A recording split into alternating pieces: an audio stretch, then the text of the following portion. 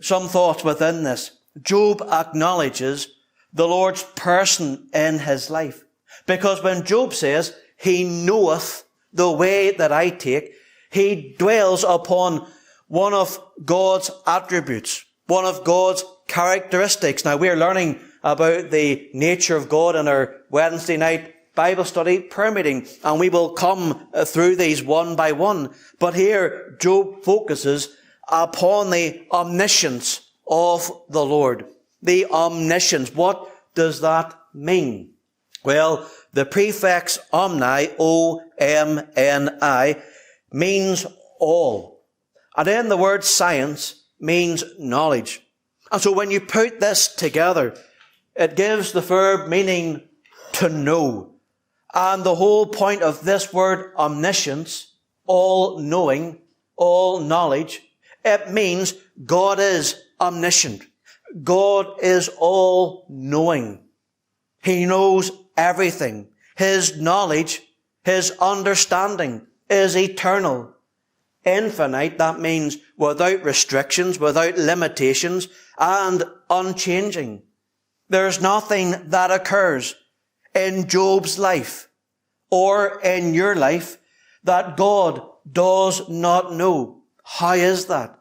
Because he permits, he orders, he arranges every single event in our life. Learn this. Nothing happens in your life by chance, mistake, bad luck. It's not because you walked under a ladder or didn't touch the door 50 times or 100 times, whatever it may be. Oh, I need to run back in again. If I had touched that another 2 times, this wouldn't have happened. No, God has planned our whole year. And therefore, from the beginning to the end and the end from the beginning, he knows every detail because he is all-knowing. That's what Job says. He knows the way that I take because he knows the end from the beginning. He knows the path. He knows everything about Job. God's knowledge is sourced within himself. He is absolute knowledge. He needs none to counsel him. He needs none to instruct him. There's nothing new to God. Nothing catches him by surprise. There's nothing that will come into your life that will catch him off guard or he did not know about.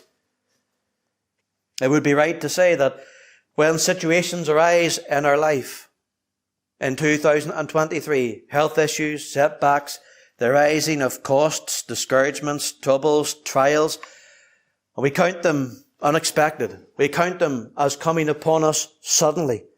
Yet they don't come upon the Lord suddenly. And so we must always remind ourselves that while we don't understand the way ahead, the journey ahead, the road ahead, the Lord knows the road that we will take, the journey that we will take. Psalm 139, verse 3.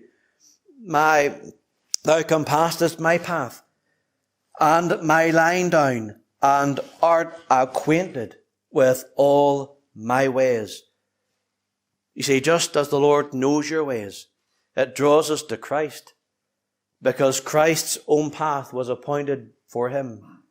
The journey was appointed to him from his birth right to his death. Right through his life, he was rejected, falsely accused, tempted by Satan to blaspheme God, suffering shame, pain. Even those closest to him forsook him. And yet his own path was appointed for him. He went to the cross for his people. He's gone within the field to show that there's victory through his life, through his death, through his resurrection. And as the Lord has gone before his people, the ultimate path that he leads is home to glory.